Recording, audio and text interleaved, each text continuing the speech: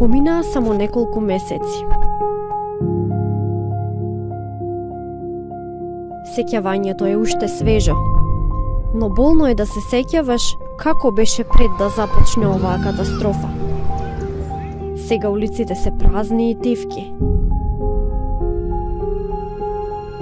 Порано поминував часови играјќи во мојата соба.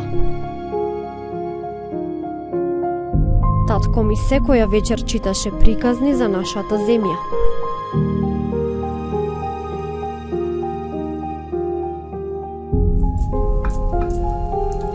Мајка ми беше најдобрата готвачка.